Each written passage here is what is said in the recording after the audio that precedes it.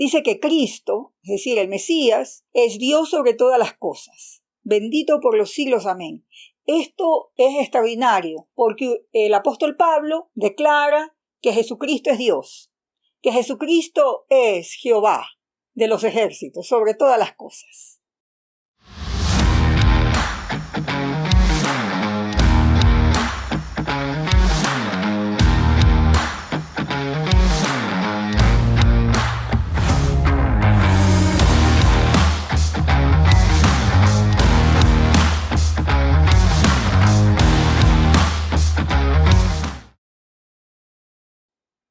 Recuerden, ¿cómo conocemos a Dios? Lo conocemos en Jesús. Jesús es la cara del Padre. Jesús es Emmanuel, Dios con nosotros. Y sigo leyendo, versículo 6. No que la palabra de Dios haya fallado, porque no todos los que descienden de Israel son israelitas. Subrayen esta frase, este versículo, porque lo hemos visto antes. Lo hemos visto en los primeros capítulos de Romanos, cuando el apóstol Pablo dijo que los que son de Dios no son los de la circuncisión física, sino son los de la circuncisión del corazón. Entonces ya allí estaba redefiniendo quién es Israel, quién es el pueblo de Dios. Deténganse a reflexionar un poco en esto, porque si no les va a parecer chocante todo lo demás. Y nos toca quitarnos un poco la manera en que a veces hemos leído esto, porque hemos leído como que 9, 10 y 11 son una parte en la carta, pero no, siguen toda la línea y el apóstol está argumentando. ¿Quiénes son los del pueblo de Dios? ¿Quiénes son los verdaderos israelitas? ¿Quién es el verdadero judío? Sí, eso es lo que hemos visto en los capítulos anteriores. Y en el versículo 6 dice, no que la palabra de Dios haya fallado. No es que Dios se echó para atrás y abandonó a los israelitas o abandonó el pacto. No, lo que vamos a mirar, y por eso paciencia conmigo, sigamos leyendo estos capítulos para comprender cómo Dios efectuó su plan, como lo había prometido. Versículo 7. Ni por ser descendientes de Abraham son todos hijos. Y luego empieza a explicar cómo es que Dios fue seleccionando ciertas ramas, por decirlo, de la descendencia de Abraham hasta llegar a Jesús para cumplir su plan, lo cual no significa que Dios no haya cumplido lo prometido.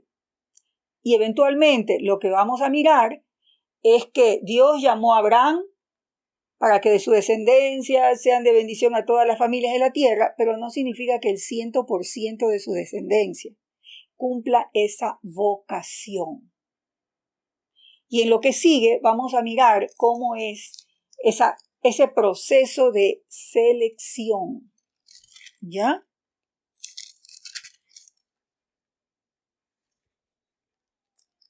Y tengan en mente también aquí Romanos 11:26, cuando más adelante el apóstol dice, todo Israel será salvo.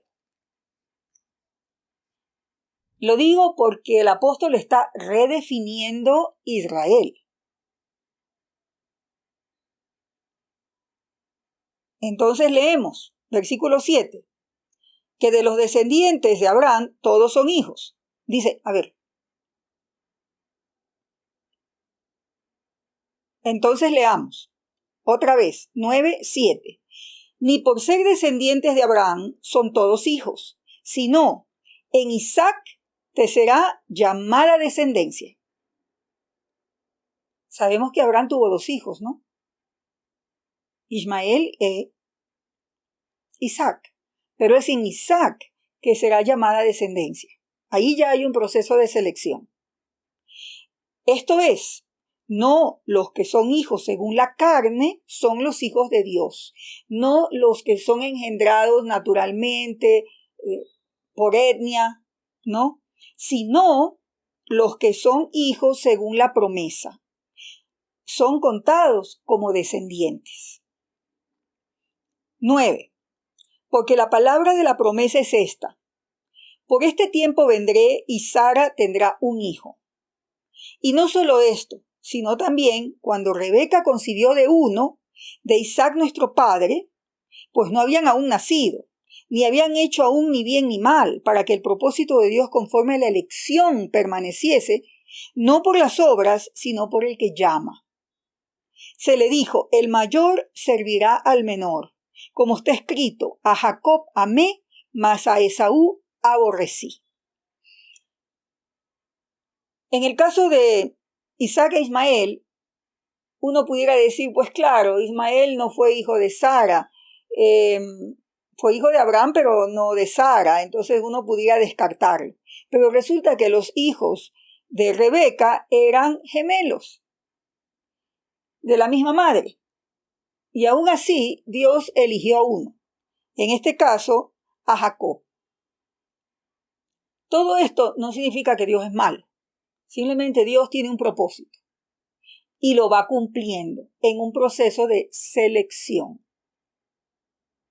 Y por eso, la misma pregunta que tú te haces, plantea el apóstol Pablo aquí en el versículo 14. ¿Qué pues diremos? ¿Que hay injusticia en Dios?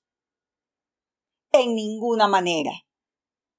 Pues a Moisés dice: tendré misericordia del que yo tenga misericordia, y me compadeceré del que yo me compadezca. Tremendo. Esto habla de un Dios que tiene un plan, que decide y que es por misericordia. Ya antes lo dijo, no por obras. Porque entonces pudiera ser que es por cumplir la Torá.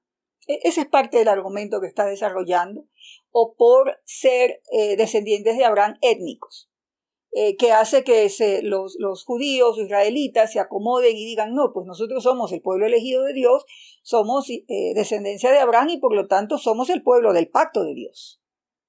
Entonces aquí reafirma: Dios tiene misericordia de quien Él quiere tener misericordia. Me compadeceré del que yo me compadezca. Esto viene de Éxodo 33, 19, que es cuando Dios se lo dijo a Moisés. Así que no depende del que quiere, ni del que corre, sino de Dios que tiene misericordia. Anota esto: la salvación es misericordia de Dios. Y para que los judíos, los israelitas, no saquen pecho y reconozcan que si son parte del pueblo de Dios, los judíos que creen en Jesús, en el Mesías, les va a recordar que es en medio de la desobediencia y la rebeldía que Dios manifiesta misericordia. La raza humana, desde Adán, está condenada a la muerte por la desobediencia. Todos pecaron, todos están destituidos de la gracia de Dios, lo vimos en Romanos 3. Entonces la salvación de Dios en el Mesías es misericordia.